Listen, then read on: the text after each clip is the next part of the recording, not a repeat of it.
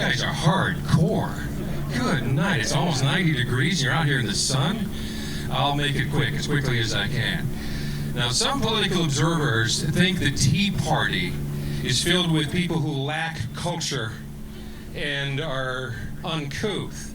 Nothing could be further from the truth than that. And just to prove it and how enlightened we are, I think it's important to begin with some poetry.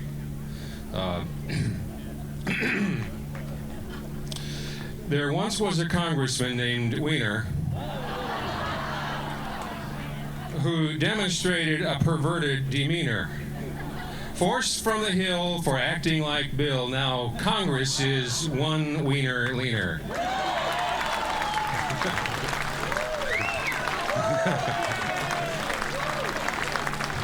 Henry Gibson. Now, sometimes in meetings like this, the Pledge of Allegiance is recited.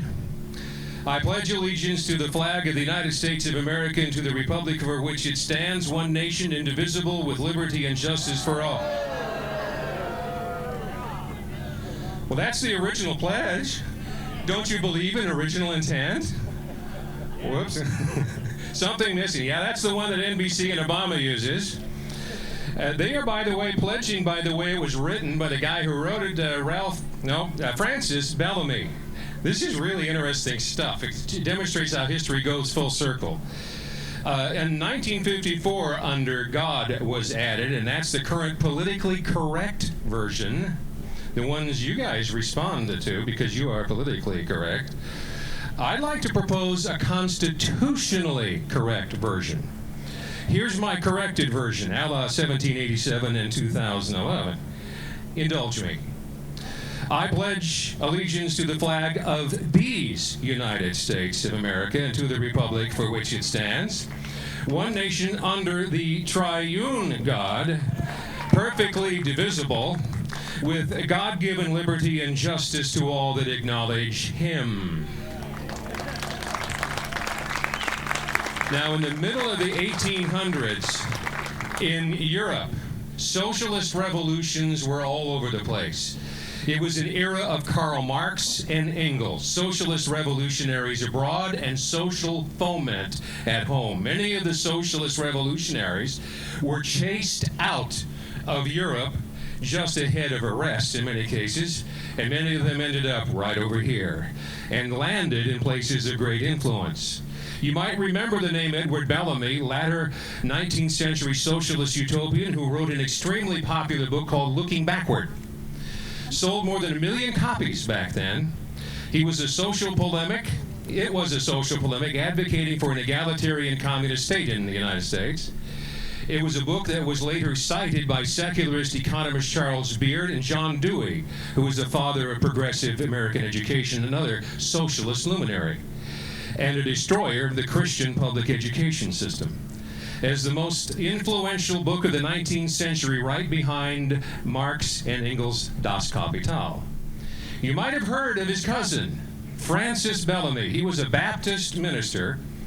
He embraced a concept known as Christian socialism. He was a follower of Christian socialism. He rejected the biblical concept of the deity of Christ, and his rejection of the deity got him tossed from the ministry, as it should have, back when Baptists had standards. Now, he was the author of the Pledge of Allegiance, and his pledge didn't contain under God, and now you know why. And he took the nationalistic view that the states were a creature of the federal government and not the other way around. He wrote the catechesis to influence the next generation after the Civil War to look to the federal government as the controlling, centralizing authority to advance his utopian socialist schemes. Always before the war, we were these United States. The constitutional language remains these United States, always plural, never singular. Example, the treason section of the Constitution, Article 3, Section 3, treason against the United States shall consist only in leveling war against them or adhering to their enemies. Triune God, God of the pledge, is an all of the above deity. You just heard the guy who wrote it rejected the deity of Christ. His was the God of a pagan civil religion. the inoffensive one to which we're not afraid, and one of our own making. If you really want to determine what is really the object of affection to which political conservatives or statists are loyal, and wish to gauge the spiritual temperament of the crowd, try this sometime. I pledge allegiance to the triune God, and watch their expressions. Troublemaker!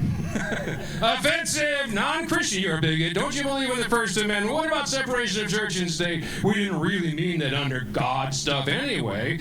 And why do we, a lot of stuff would have to be repealed if we actually got serious about that. It's just words anyway. Why do you have to be so snickety?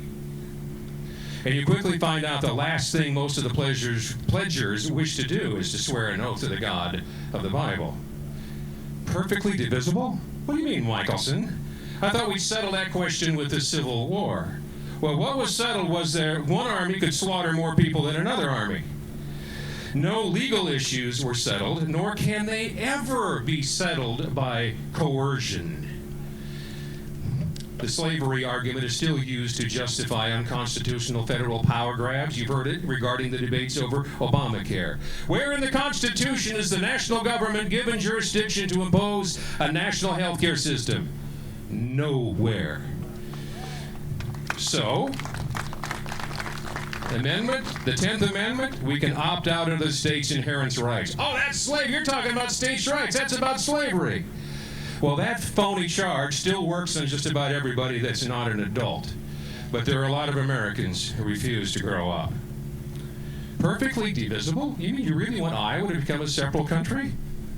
No, of course not. I mean, we lose access to way too much of other people's money if we did that. Iowa, we are on the take from the feds, Social Security, Medicare, farm subsidies, education funding, and roads.